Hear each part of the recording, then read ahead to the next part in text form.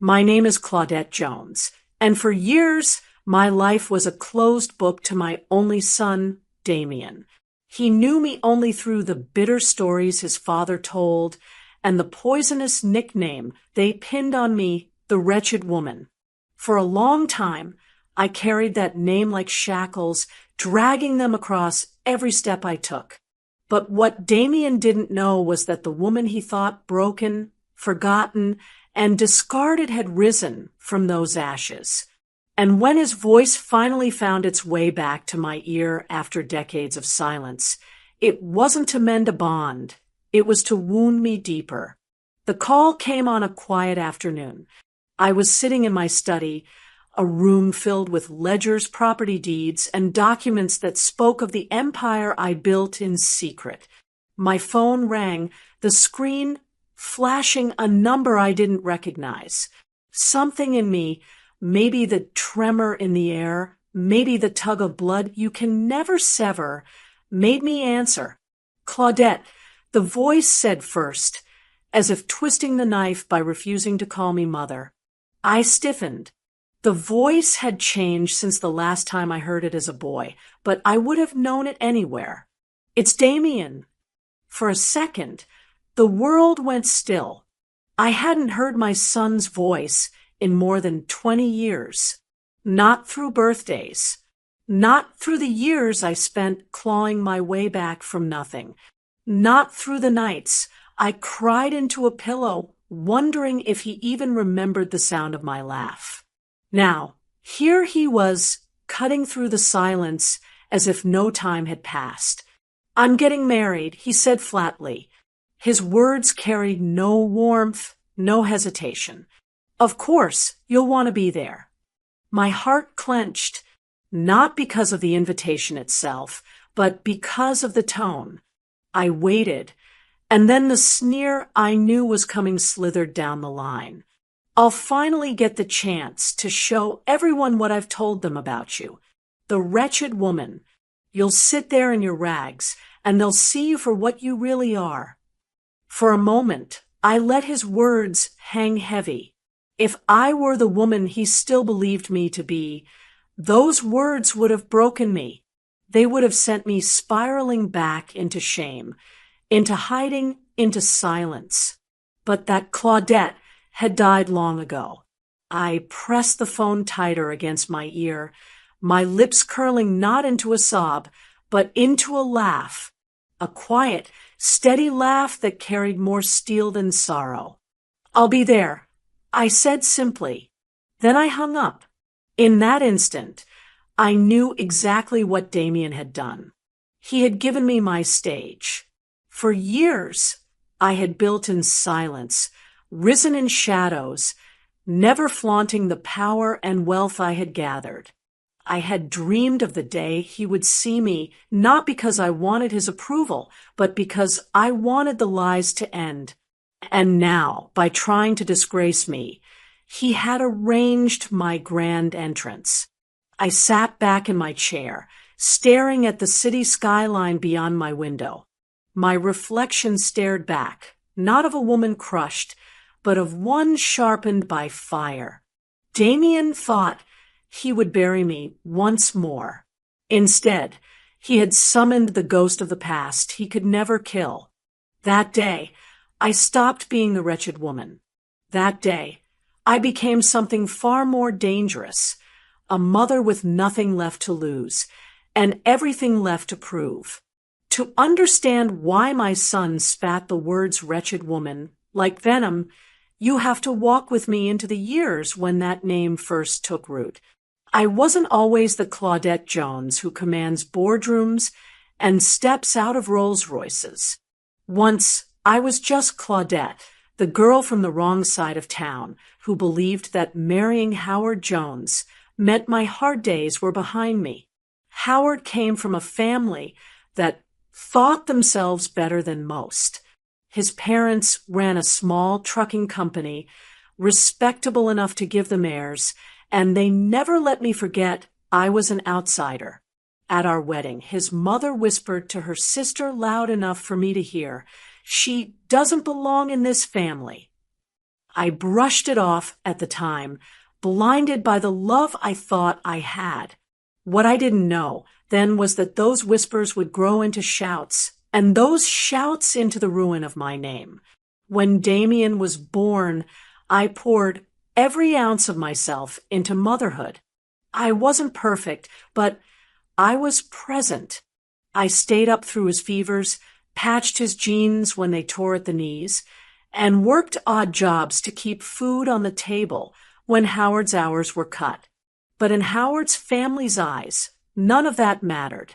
They saw me as a burden, a woman dragging their son down. The breaking point came during the financial collapse of Howard's small business. He had borrowed money under shady terms and cut corners with bookkeeping. When the authorities came knocking, Howard's family moved fast.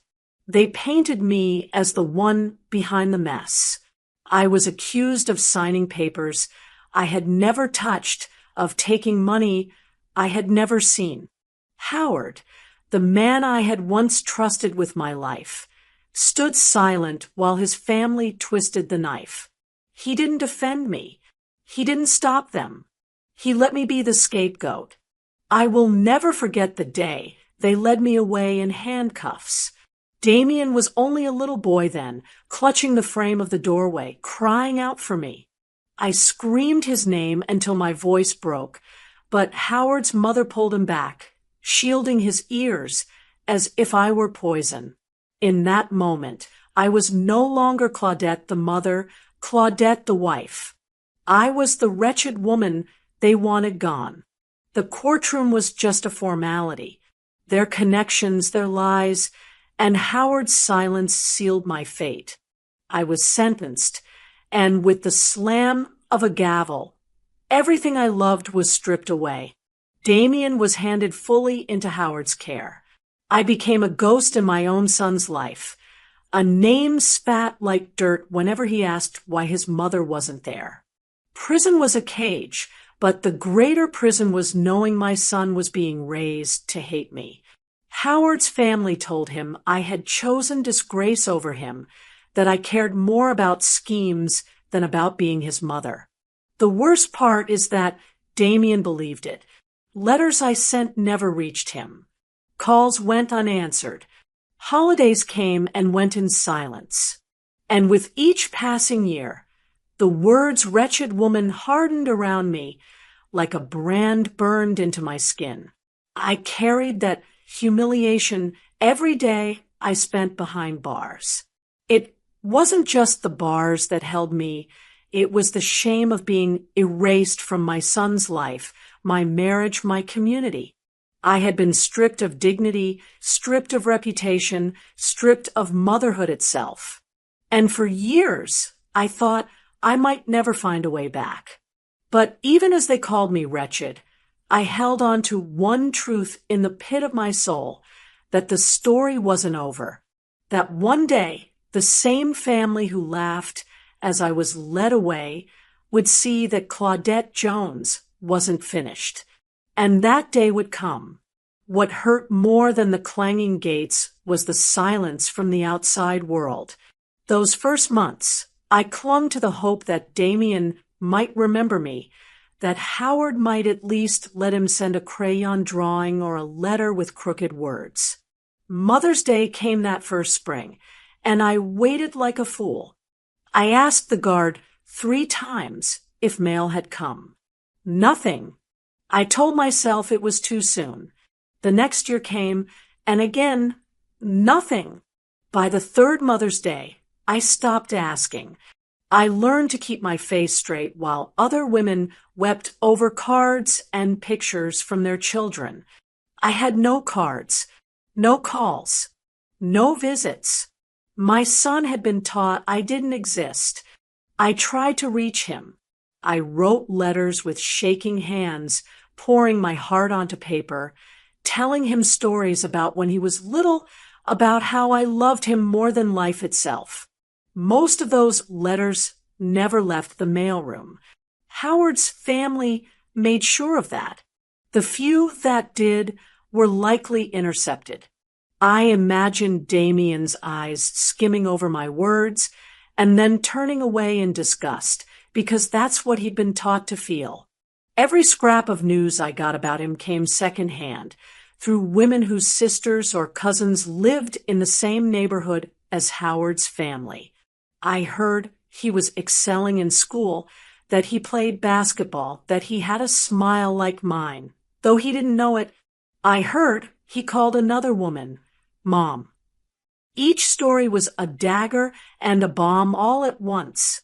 I was glad he was thriving, but every word reminded me I wasn't part of it. Prison years grind you down. You learn to fight for respect with women who've lost everything, and you learn to sleep with one ear open. I saw women crumble under the weight of time. Some numbed themselves with contraband. Some carved lines into their arms just to feel alive. I had nothing but my memories and my rage. Rage at Howard for his betrayal. Rage at his family for painting me a villain. Rage at Damien for believing them. That rage became my fuel. There were nights I lay on my bunk, staring at the cracked ceiling, replaying the moment Damien stood in that doorway, crying as they dragged me away. In my mind, I screamed louder, fought harder, broke free, and ran to him. But memory is a cruel warden. It keeps you trapped in the moment you failed. And I had failed, at least in his eyes. Estrangement isn't just distance. It's a wall built brick by brick, lie by lie, silence by silence. By the time my sentence ended, that wall between Damien and me felt like it stretched higher than any prison gate.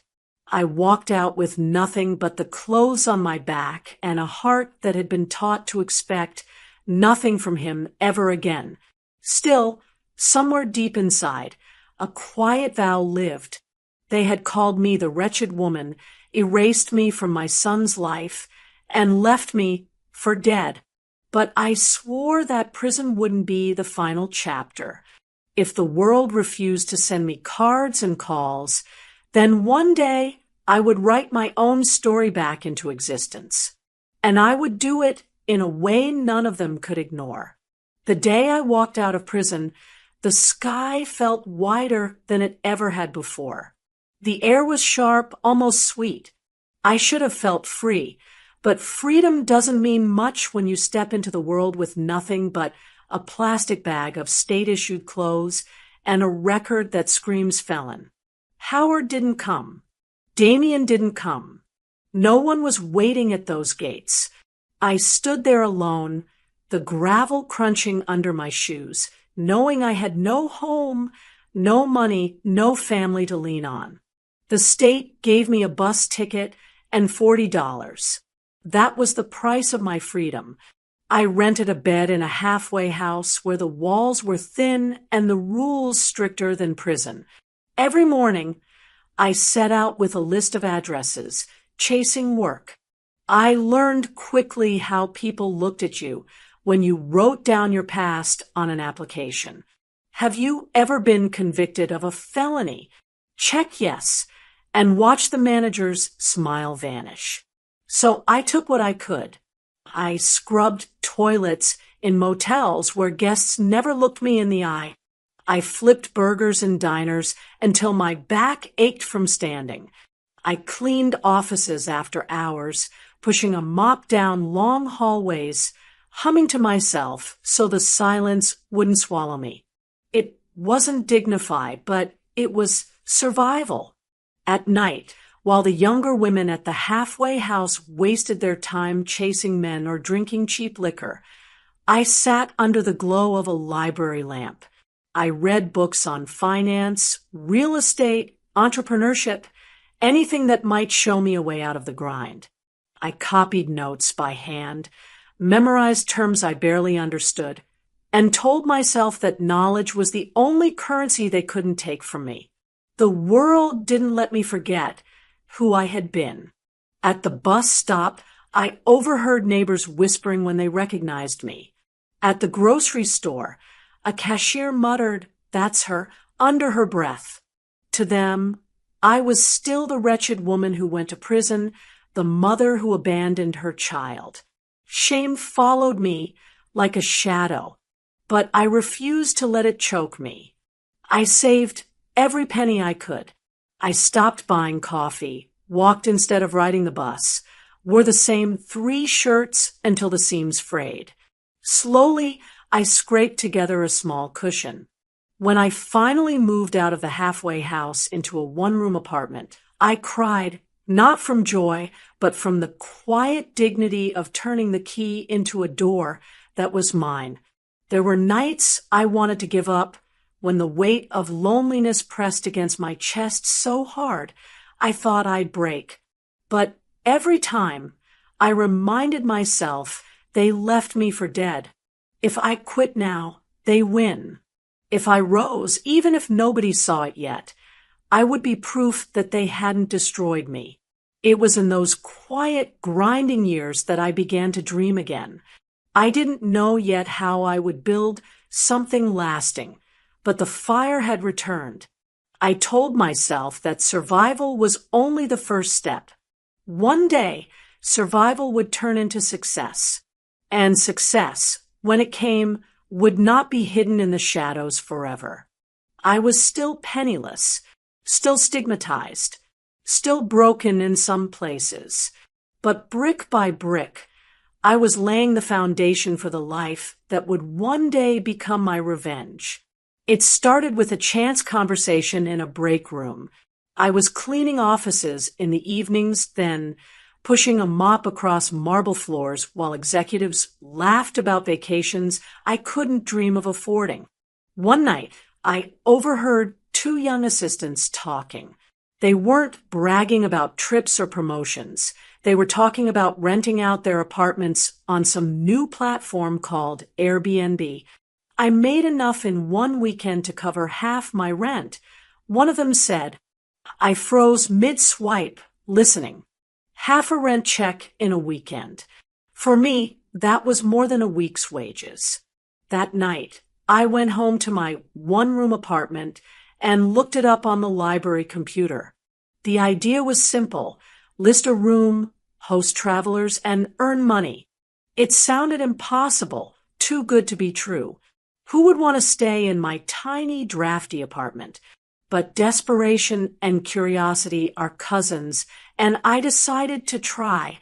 I borrowed a friend's camera, cleaned my place until it gleamed, and posted a listing with pictures that made my plain little apartment look almost charming.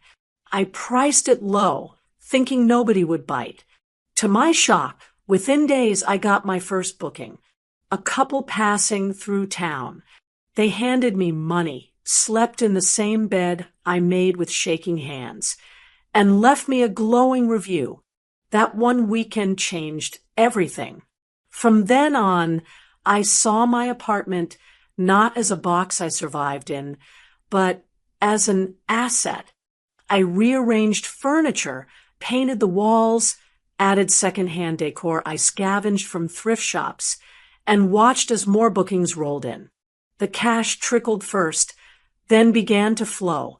I stopped spending on anything but necessities. Every dollar I earned from hosting, I saved and reinvested. When my lease ended, I didn't renew it. I found a 2-bedroom apartment instead. I lived in the smaller room and rented the larger one full-time. My neighbors thought I was crazy letting strangers stay, but I saw what they didn't. Each stranger was a step closer to freedom. I hustled harder than I ever had in my life. I worked my day jobs, hosted at night, cleaned between guests, and managed bookings on library computers. I learned photography tricks to make rooms look bigger, studied hospitality to keep reviews high, and stretched myself so thin I barely slept. My hands were raw from scrubbing floors. My back ached from hauling furniture. But every time that payout hit, I felt the tide turning. Within 2 years, I had saved enough to rent a small house, furnishing it piece by piece and listing it online. That house filled. Then another. Before long, I wasn't just surviving off Airbnb. I was building something. My pennies had become thousands. For the first time since prison, I felt powerful. I no longer waited on anyone to give me permission.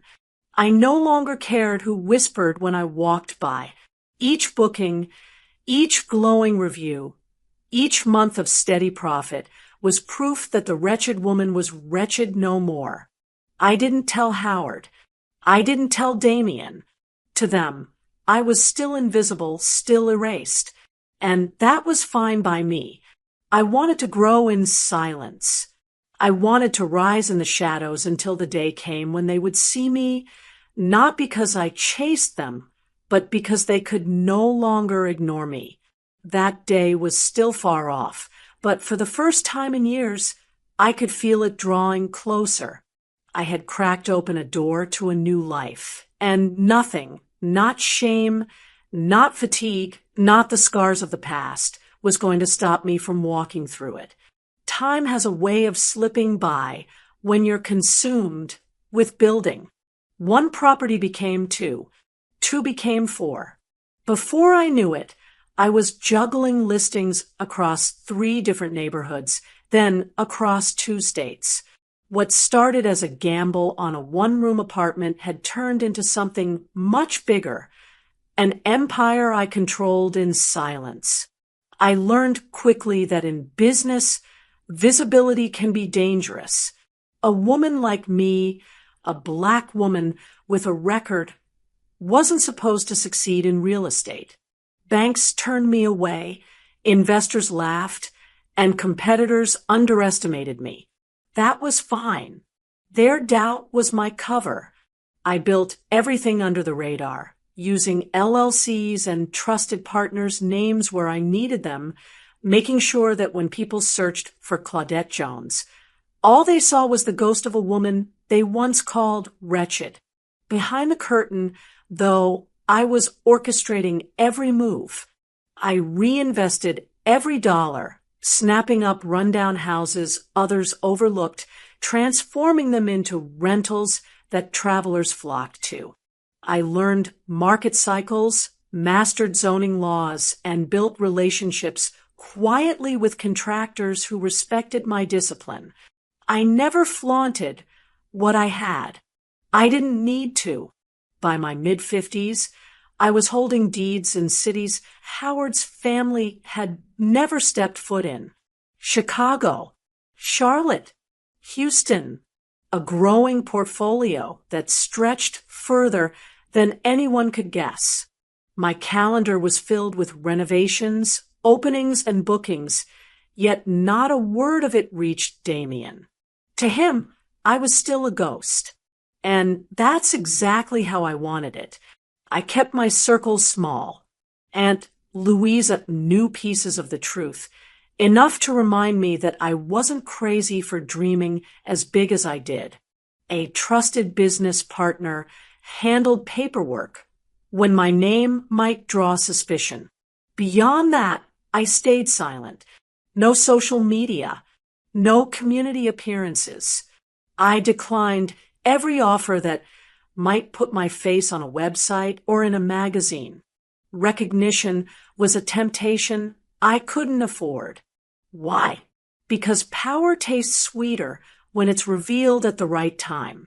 If Howard or Damien ever caught wind of my rise, they'd twist it into something ugly, just as they always had. I wasn't ready for them to know. Not yet. Instead, I worked. I drove through neighborhoods where kids played on cracked sidewalks and saw opportunity in every boarded-up window. I negotiated deals at kitchen tables with families desperate to sell. I put in the sweat when I had to, and when I couldn't, I paid people well to do the work. My reputation among contractors was quiet but solid. I was the woman who paid on time, never complained, and kept her word. The money grew. What was once pennies became thousands, then tens of thousands. By the time I turned 60, I could walk into any dealership and point to the shiniest car on the lot. I could buy jewelry that sparkled brighter than the chandeliers in Howard's family home. But I didn't. I lived modestly, at least on the surface, because this wasn't about flaunting. This was about preparing. Even in wealth, Damien haunted me. I could walk into the finest hotel lobby, dressed in clothes that cost more than I once made in a month, and still catch my breath at the sight of a stranger who resembled him. A tilt of the head, a shape of the jaw, a voice across the room. Suddenly, I was back in that doorway, watching him cry as they dragged me away in handcuffs. I told myself I had moved on, that my silence, my empire, my comfort were proof enough that I no longer needed his recognition. But blood has a way of tugging at you, even when it's poisoned. I hired people quietly to keep me updated. I knew where he lived. I knew the college he graduated from, the company where he built his career, the type of car he drove. I even knew the kind of woman he dated before he settled on Vanessa. Sometimes I would drive past his neighborhood, slow enough to see the lights on in his windows. I never knocked, never called. I just stared from the safety of my car, wondering if he hated me as much as I feared, or worse, if he didn't think of me at all. That was when Aunt Louisa's voice would echo in my ear. She was the only one who never doubted me, the only one who saw more than the headlines and the whispers. Louisa was older than me, sharp-tongued but tender-hearted, and she had lived long enough to understand the poison of holding on. "Child," she told me once as we sat in her kitchen sipping tea, "you've carried Damien in your heart so long, you've forgotten what it feels like to walk free of him. You've built all this." She gestured toward the portfolio documents I'd stacked on her table. "And yet you're still chained to a boy who doesn't even say your name." I wanted to argue. I wanted to tell her that a mother never lets go, that no amount of money could replace the ache of being erased. But the truth was in her eyes. I had turned my silence into success, but I hadn't turned it into peace. She pressed my hand and leaned closer. "If he wants to believe lies, let him. You don't need to prove yourself to him. Claudette, you've already done the proving." I nodded, but I didn't believe it.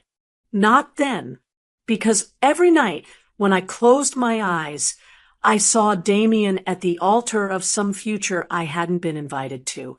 I saw him standing tall, surrounded by people who believed I was nothing. And in those visions, I wasn't crying anymore. I was walking into that room, into that life, and watching every lie unravel. Aunt Louisa urged me to let go, to find peace in what I had built. But the ghost of Damien was everywhere. He was in the faces of strangers, in the laughter of children passing by, in the silence that hung heavy on Mother's days. He was in the questions I asked myself in the dark. Did he hate me? Did he ever miss me? Did he ever wonder if the story he was told was the truth? I didn't know. And maybe I didn't want to, because I had begun to realize something. Ghosts don't just haunt you, they drive you. And Damien's ghost was driving me toward a reckoning neither of us could avoid. The call from Damien never left me. His voice, sharp with contempt, wasn't a bridge reaching for reconciliation. It was bait. He wanted me as a spectacle, a living cautionary tale he could parade at his wedding. In his mind, I was still the wretched woman, ragged and pitiful, dragged from the shadows into the light, so his guests could laugh and pity him for surviving me. But I wasn't the same Claudette he thought he remembered. He wanted me to play the role of disgrace. Instead, I decided to make his stage mine. I began to prepare, not with trembling hands, but with the precision of a general mapping out a campaign. The first call I made was to my head of security, a man whose quiet presence alone could silence a room. "I need 2 of your best," I told him, discreet, polished, and unshakable. He didn't ask why. He knew me well enough to understand that when I called, it wasn't for vanity, it was for strategy. Next came the car. Not just any car. I ordered a Rolls-Royce Ghost, sleek and silver, the kind of machine that glided more than it drove. It wasn't about showing off. It was about symbolism. I was the ghost of Damien's past, returning in a form he couldn't ignore, haunting the lies he built his life upon. Then came the outfit. I visited a private tailor, one who measured not just my body, but my posture, my stance, my presence. I chose a tailored suit in deep navy, with lines so sharp they looked like they could cut. A pair of heels that added height without compromising balance. A pearl necklace, understated but unmistakable. Everything about the look said, "I am not the woman you thought you buried." Back at home, I pulled open a drawer I rarely touched. Inside was a small box, worn at the edges. Inside that box lay a faded photograph of Damien as a boy, 5 years old, his hand wrapped around mine, his smile wide and unguarded. For a moment, my chest tightened. I traced the edges of the photo with my finger, remembering the sound of his laughter before the world turned him against me. But then I slipped the photo back into the box and locked it away. That was my signal. Love had carried me this far, but love alone couldn't stand on that stage. What I needed now was resolve. Everything was set. The bodyguards, the ghost, the outfit, the plan. Damien thought I would show up broken. Instead, I would arrive as proof of survival, dressed in the armor of my triumph. He wanted a wretched woman. What he would see was the reckoning of his own choices. The war had been declared, and I was ready for battle. The day of the wedding, the sky was clear, the air almost too still, as if the world itself was holding its breath. My Rolls-Royce Ghost hummed beneath me, like a secret I had carried for decades, ready to be revealed. As we turned onto the long driveway leading to the venue, I could already see the clusters of guests, shimmering in silk dresses and pressed suits, sipping champagne as if their laughter could cover the cracks in their lives. The engine's quiet growl drew heads before the car even stopped. The chrome grille caught the sun, blinding, commanding. Whispers moved through the crowd, like wind through tall grass. Who had arrived in a ghost? Which dignitary? Which magnate? They weren't expecting me. Not me. The car slowed to a stop at the entrance. My driver opened the door, and one of my bodyguards stepped out first, tall, broad, and dressed in a black suit that looked carved out of stone. Another followed, scanning the crowd with a gaze that silenced even the nosiest guests. Then, slowly I stepped out. The air shifted. I had chosen a navy suit tailored to perfection, with heels that clicked against the pavement like a metronome of power. Pearls rested at my throat, simple but unmistakable, each gleam a reminder that I was no one's shadow anymore. I held my chin high, my back straight, and for the first time in years, I wasn't the woman who had been dragged in handcuffs. I was the woman who had survived it. A collective murmur rolled through the crowd.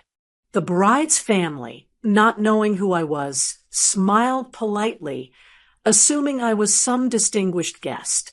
But on the other side, faces began to falter. Gasps rippled when recognition dawned. I caught the sharp intake of breath from Howard, his face flushed with a sudden, ugly red, his mouth falling open as if he'd seen a ghost. And then there was Damien. He turned, eyes locking onto me, and in that instant, the blood drained from his face. The smirk he'd worn all morning vanished. His knees seemed to weaken beneath him, his hand gripping the back of a chair, as if the earth itself had tilted. He hadn't expected this. He expected a ragged woman with shame in her eyes, not the mother he had erased stepping out in glory. I walked forward slowly, deliberately, letting every step echo. My bodyguards flanked me, but it wasn't their presence that kept the crowd silent. It was mine. I looked at Damien, and for a flicker of a second, I saw the boy he had once been, the boy who clutched the doorway, crying for me. Then it was gone, replaced by the man who had called to humiliate me. I didn't break eye contact as I crossed the threshold of that venue.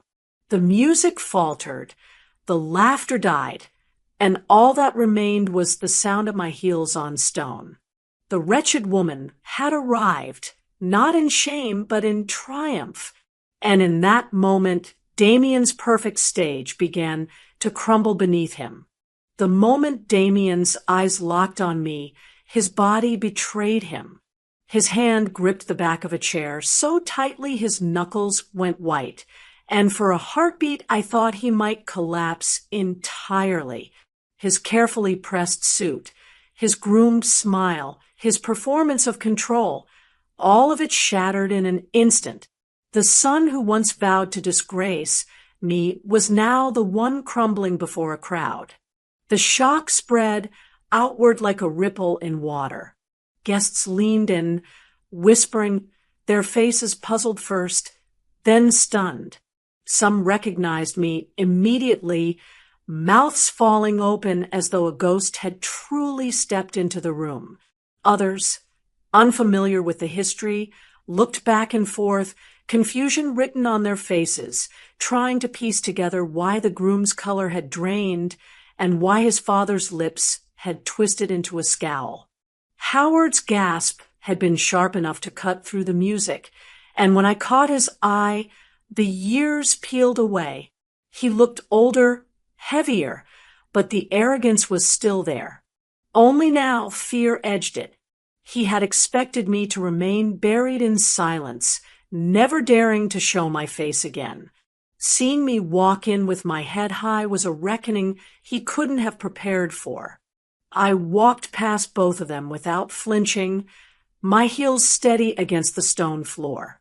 I turned my gaze instead toward the bride, Vanessa King, radiant in white, with eyes full of hope and uncertainty, stared at me as if trying to solve a puzzle in real time. I stopped in front of her, extended my hand, and smiled with the warmth of a woman who carried no shame. "Congratulations," I said evenly. "I'm Claudette Jones, Damien's mother." The silence that followed was louder than any string quartet could have played. Glasses hovered halfway to lips. Forks paused in midair. Every eye swung between me and Damien, between my calm introduction and his unraveling composure. Vanessa blinked, caught off guard. In all her planning, she had clearly not been prepared for this entrance. Her grip was tentative as she placed her hand in mine, her voice soft. I didn't know you'd be here." Damien shifted, his mouth opening and closing, no words finding him. This was his perfect day, his carefully choreographed stage. Yet here I was, not broken, not begging, not hiding, but standing tall, introducing myself as though I belonged. Because I did. I didn't need to raise my voice. I didn't need to fight. My presence alone was enough. The woman they called wretched had arrived, not in rags, not in disgrace, but in glory. And as Damien swayed under the weight of that truth, I knew the collapse had already begun. The reception buzzed with whispers, the kind that slithered just under the music, thick with speculation. Everywhere I walked, I felt eyes trailing me, guests tugging their partner's sleeves, whispering, "That's her." I could read the questions in their faces. Why was Damien trembling? Why had Howard gone pale? Why did this woman, dismissed for so long, look like she owned the room? They didn't have to wait long for an answer. One of Howard's sisters, bold with wine and arrogance, clinked her glass and raised her voice. "We're so proud of Damien," she announced, smiling wide. Proud that he found it in his heart to invite his mother. It takes a special man to forgive the past, to show such grace. The words dripped with condescension, meant to reduce me to a sinner crawling for scraps of mercy. A few guests nodded, unsure. Others glanced at me, curious to see if I would shrink. I did not shrink. I rose. Slowly, deliberately, I placed my napkin on the table and picked up my glass. The room hushed, the clinking of cutlery fading into silence. My bodyguards stood still at the edges of the hall, but I didn't need them now. My presence was enough. I lifted my glass high. "A toast," I said, my voice steady and clear. "To my son, Damien, and his beautiful bride, Vanessa. May your union be blessed." I paused, letting the politeness hang in the air, before I cut through it like a blade. "But before you drink, let me tell you something true." Every eye fixed on me. Damien shifted in his seat, his jaw tight, his hand trembling against his thigh. Howard stared down at his plate. "I have been called the wretched woman," I began. "I have been painted as a mother who abandoned her child, who chose disgrace over love. And for years, I carried that name in silence. But let me be clear tonight. I did not abandon my son. I was taken from him." Gasps broke out in the hall. Vanessa's eyes widened, searching Damien's face. The bride's parents exchanged uneasy glances. I was led away in handcuffs while my son cried for me in the doorway. I continued, my voice unwavering. And those who should have stood for me, those who should have spoken the truth, stood silent instead. Lies were told, and my name was buried. But what they did not bury was my spirit. I set the glass down, my free hand steady on the table. I walked through prison. I walked through poverty. I scrubbed floors. I starved.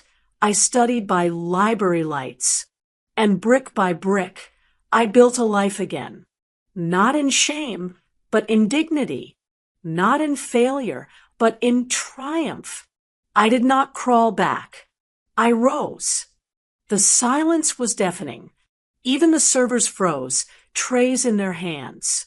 I looked at Damien directly, holding his gaze so he could not turn away. My son was told a story, that I was nothing, that I was unworthy, that I was gone. But I stand here now, not to beg for forgiveness, not to seek approval, but to remind him and all of you that the truth cannot stay buried forever. I raised my glass once more. To Damien and Vanessa, may you build your marriage on truth, not lies. Because lies, no matter how polished, always crack under the weight of time. I drank, slowly, and when I lowered my glass, the hall stayed silent. No applause, no forced cheer, just the weight of revelation pressing down on every guest until all that could be heard was the pounding of Damien's heart as he shifted in his chair, exposed at last. The silence after my toast hung heavy, thick enough to choke on. For a moment, nobody moved. Then Damien exploded. He shot up from his chair, his voice cracking like glass. "You think this is your stage? You think you can just walk in here and ruin my day?" His words came fast, sharp, desperate. "You've ruined everything. Everything." His face flushed crimson, veins rising in his neck as he pointed at me with a trembling hand. Guests shrank back in their seats, eyes wide. Vanessa's family shifted uncomfortably, the bride herself frozen in her gown, staring at the man she had just married, as though seeing him for the first time. I didn't move. I didn't raise my voice. I simply sat, glass in hand, watching the son who once thought he held power over me, now unraveling in front of everyone he wanted to impress. "You left me," he roared, his voice breaking. You abandoned me. And now you come here, acting like you're better than us? You'll never be more than what you've always been. Never." His words tumbled out like stones, heavy, jagged, clumsy. Howard tried to hush him, gripping his arm, but Damien shook him off violently. "Don't touch me. This is her fault. All of it. She wants to humiliate me on my wedding day." The more he shouted, the smaller he seemed. His carefully polished mask of control was gone, replaced by a man cornered by truth he couldn't handle. His rage didn't expose me. It exposed him. I stayed calm, my body still, my expression composed. I let the storm rage across the hall while I sat untouched, an island in the chaos. The contrast was undeniable. Damien's fury was fire, wild and destructive. My composure was stone, unmoving, undeniable. And in that hall, every eye saw the difference. The whispers returned, louder this time, no longer speculation, but judgment. Guests shook their heads. Some pitied him. Some looked at me with a respect I hadn't felt in years. Vanessa's parents avoided his eyes altogether. I took one slow sip from my glass. "Sit down, Damien," I said softly, my voice calm enough to cut through his shouting. "You're only proving what I already knew." The words hit him harder than any scream could have.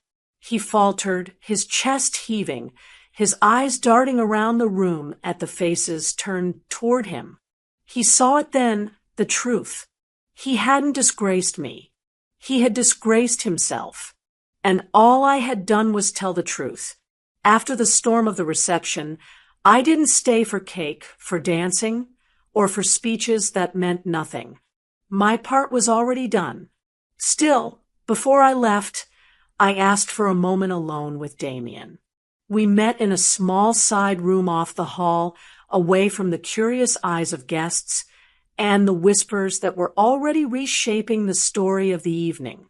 He stood stiff, his jaw set, his fists clenched. The same boy who once cried for me at the doorway was now a man who looked at me with fury and shame mixed in his eyes. I didn't raise my voice. I didn't argue. I simply stood there, pearls at my throat, posture steady, and said what needed to be said. "I don't hate you, Damien. I began. But I don't love you either. Not anymore. That bond, the one that tied us when you were a child, it died the day you chose their lies over the truth. I lived with my choices. Now you will live with yours." He opened his mouth to speak, but I lifted a hand, stopping him. "You can call me wretched. You can spit my name to anyone who'll listen. But what you cannot do is erase what I've survived. I carried chains. I carried shame. And still, I rose. Whatever you carry now, that's on you." His face faltered, his body trembling like he might break apart, right there. But I felt no pity. Not anymore. I turned toward the door, my heels striking the tile with the same calm rhythm they had when I first entered. My bodyguards closed in on either side of me, their presence a wall between me and the past that had once devoured me. I didn't look back. I didn't need to. Damien was already broken, not by my hands, but by the truth he could no longer outrun. I walked out of that venue with my head high, the so-called wretched woman leaving not in disgrace, but in power. Behind me, Damien was left with the pieces of his own ruin. When I look back on my life, I see chains and cages, tears and humiliation, but I also see a woman who refused to stay buried. They called me wretched. They erased my name, stripped me of dignity, and taught my son to despise me. For years, I carried that brand like a scar across my soul. But scars tell stories, and mine tells one of survival. Success became my revenge. Every property I bought, every deal I closed, every key that turned in a new lock was proof that I had not been destroyed. I didn't need billboards or headlines. My victories lived in silence until the day I chose to reveal them. That day came at Damien's wedding, and with it, the reckoning I had waited for. I didn't arrive to beg for forgiveness. I didn't come to mend what had long been broken. I came to show the truth that I had not abandoned my son, I had been taken from him. That I had not crumbled under shame, I had rebuilt in power. That I was never the wretched woman, though they tried to make me believe it. Standing in that hall, watching Damien unravel under the weight of his own hatred, I felt no joy, no sorrow, only clarity. The tables had turned not because I shouted louder, but because I stood taller. My dignity was my weapon, and it cut deeper than rage ever could. I didn't forgive. I didn't reconcile. Some wounds do not heal, and some bonds are not meant to be repaired. Damien will remember me however he chooses, perhaps as the mother who collapsed his perfect day, perhaps as the ghost who refused to stay buried. That's his burden to carry, but the truth is simpler than all of that. The wretched woman was wretched no more, and that was enough.